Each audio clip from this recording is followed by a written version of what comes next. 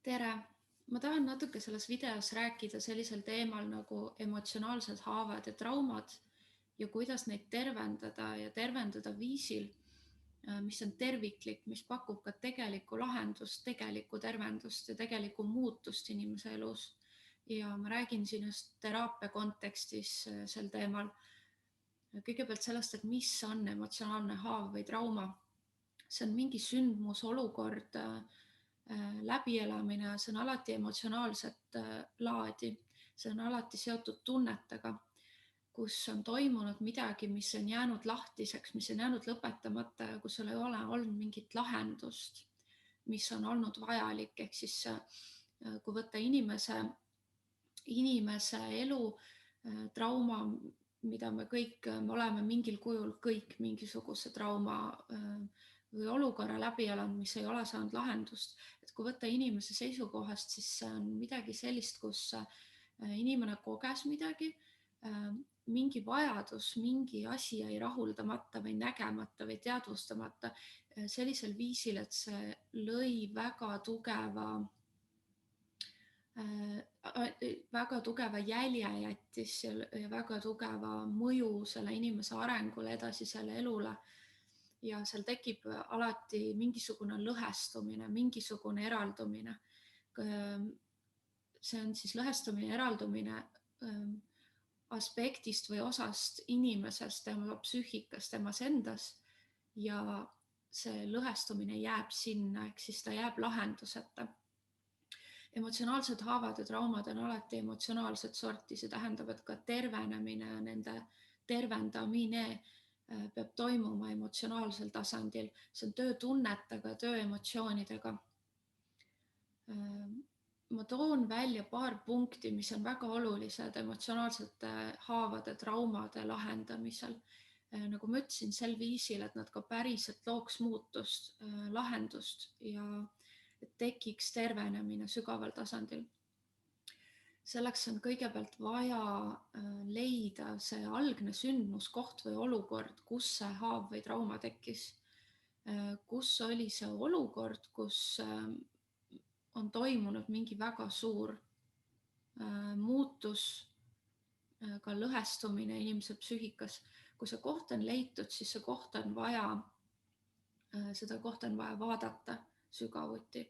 Nii palju kui võimalik välja selgitada, mis seal toimus, mis olid need asjaolud, mis olid need faktorid ja mis oli see, mis selle inimese jaoks, ma räägin selles kontekstis praegu selle inimese seisukohalt, kes on selle trauma või haava saanud, tuleb vaadata, mis toimus võimalikult detailselt ja täpselt.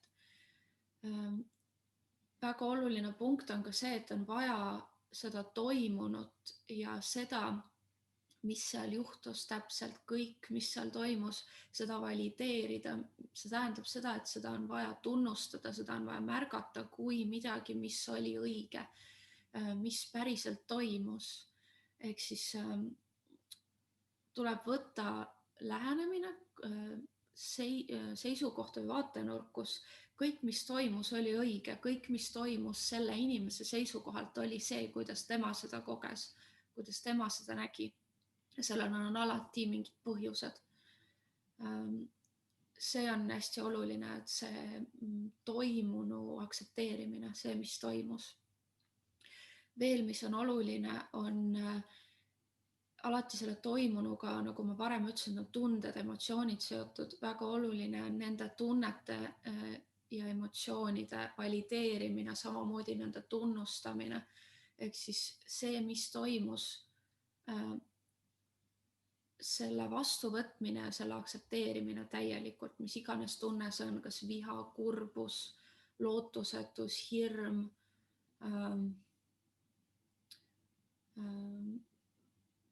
sügav masendus või erinevad tunded, mis võivad olla, selle täielik valideerimine, mõistmine, see tähendab emotsionaalsel tasandil sellega kohal olemist, kuulamist, mõistmist sellisel viisil, et see inimene, kes siis seda tervenemist nii-öelda läbib, siis tavaliselt teraapia kontekstis tõesti tunneb, et see tunne, mis oli selle kogemusega seotud, need tunded, emotsioonid on täielikult vastu võetud. see on, ma ütleks, üks kõige olulisemaid osasid selle tervenemise juures. On ka vaja, väga oluline oleks vaja leida need vajadused, et siis emotsionaalsed vajadused, mis selles hetkes, mis toimus, vajasid tähelepanu ja jäid rahuldamata, jäid täitmata. Et vajadused võivad olla näiteks vajadus olla nähtud, vajadus olla märgatud, ära kuulatud, vajadus läheduse järgi, vajadus armastuse järgi, mõistmise järgi. Need võivad olla, need on lihtsalt paar näidet vajadustest, mis võivad olla, mis vajavad rahuldamist ja sellisel viisil, et see saab mingi tegevuse või sammu läbi siis rahuldatud. Teraapia kontekstis see on mingi tegevus tavaliselt, mingi samm, mis tuleb teha. Veel väga oluline selles tervenemisprotsessis, kui tervendada emotsionaalset haava või traumat on, kui ma rääkisin lõhestumisest, et meis justkui teatud osad lõhestuvad, eemalduvad, siis on väga oluline leida need osad, fragmendid, mis selles hetkes inimeses eraldusid, eemaldusid ja justkui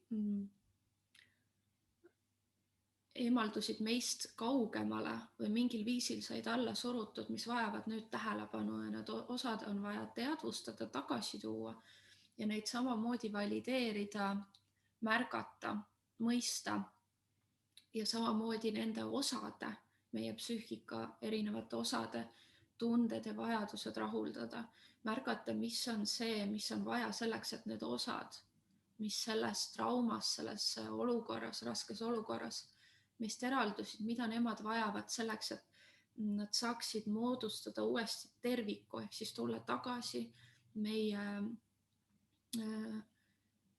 võib öelda, meie keskmesse või meie tervikusse sellisel viisil, et me teadvustame neid. Ja mis on ka oluline, on see, et leida lõpetatus selles olukorras, mis on vaja selleks, et tekiks lahendus, lõpetatus, selginemine, selline üldine rahutunne selle olukorraga ja ka selgus sellest, mis toimus ja et see nii-öelda võtta kokku ja lõpetada.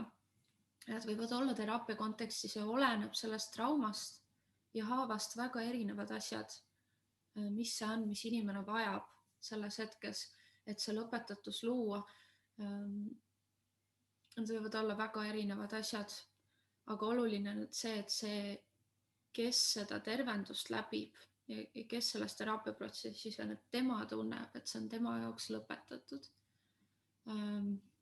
On tekkinud temas selginemine ja rahutunne. Ja oluline on ka see üldine arusaam sellest, mis see haav ja trauma oli ja mida lahendati, mis on see, mis selle käigus saavutati, mis selle teadmisega edaspidi oma elus teha, mis sellest õpiti, mis oli see õppetund.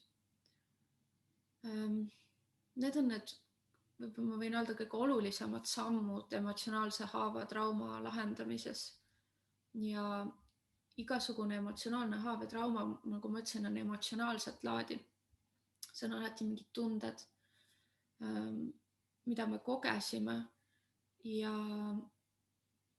see tervenemine, mis on veel oluline, on see, et me peame kogema selleks, et luua muutus oma elus vastandit sellele, mida me selle trauma käigus või tagajärjel kogesime. See võib olla näiteks üksindus või vajadus läheduse järgi, mingisugune eraldatus, mida me oleme kogenud. Ja selle vastand oleks siis näiteks lähedus, intiimsus, emotsionaalne lähedus või kuuluvuse tunne kellegagi. Et selle all ma mõtlen seda vastandit. Et meil on vaja kogeda seda vastandtunnet oma elus ja leida viisid, kuidas me saame seda oma suhetes, oma elus kogeda sel viisil, et me näeme, et on võimalik kogeda seda teist osa, seda, mida meil tegelikult sügaval tasandil oli vaja, mida me väga vajasime. Need on paar punkti, mis ma tahtsin siin videos rääkida, mis puudutab emotsionaalseid haavasid ja traumasid. kui sa tunned, et sa tahad, see teema kõnetas sind ja see, mis ma rääkisin, kõnetas sind ja sa tahad lähemalt tegeleda mingi enda emotsionaalse haava või traumaga või võib-olla sa ei olegi varem sellega tegelenud, sa tahad lähemalt hakata selle teemaga üldse ennast kurssi viima ja tegelema, siis kirjuta mulle kas siis minu Facebooki lehe kaudu või meiliaadressil evalisavahtra@gmail.com. ma panen ka selle video alla ja võta minuga ühendust. Ja hea meelega aitan sind sel viisil, nagu ma oskan. Ja aitäh kuulamast.